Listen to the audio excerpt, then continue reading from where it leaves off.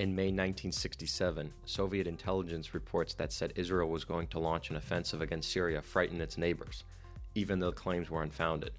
When Nasser, the president of Egypt, heard this, he began massing his troops in the Sinai Peninsula and took positions overlooking the Strait of Tiran. Israel warned Nasser that closing the straits could result in a declaration of war, but on May 22nd, the Egyptian army closed them anyway.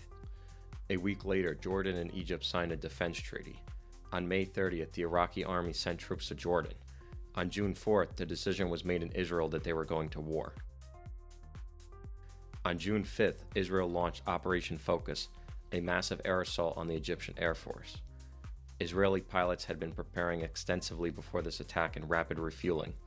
This allowed Israel to launch 4 attacks per day with the same plane. The Israelis launched 188 planes for this attack, and the planes flew low to avoid radar detection. The attack was a stunning success. Egypt lost 338 planes, almost its entire air force. Israel only lost 19. The attack gave Israel total domination of the skies in the beginning of the war. 2 hours after the Israelis launched the air attack, the ground attack began. The attack consisted of around 70,000 men and 700 tanks. They camouflaged themselves and observed radio silence the night before the attack. The Egyptians had around 100,000 men and 1,000 tanks. The Israeli Defense Forces employed blitzkrieg tactics, rapidly overrunning Egyptian positions.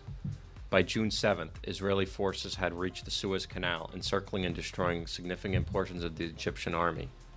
Egyptian President Nasser ordered a chaotic retreat, leading to heavy losses and a collapse of the Egyptian army in the Sinai.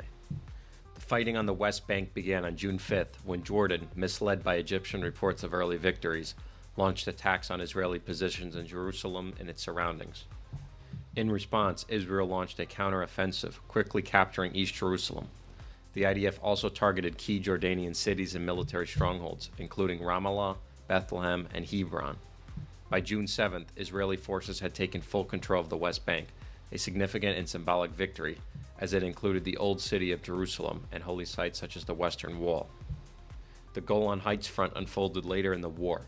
Initially, Israel refrained from engaging Syria, focusing on Egypt and Jordan. However, Syrian artillery positions on the Golan Heights had been bombarding Israeli settlements in the north, prompting Israel to act. On June 9th, Israeli forces launched an offensive against heavily fortified Syrian positions, overcoming challenging terrain and a strong resistance. By June 10th, Israel had captured the Golan Heights.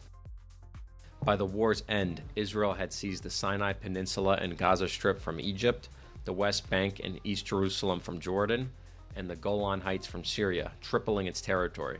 The military victory reshaped the Middle East geopolitical landscape and deepened tensions between Israel and the Arab states, leading to a prolonged conflict over the occupied territories.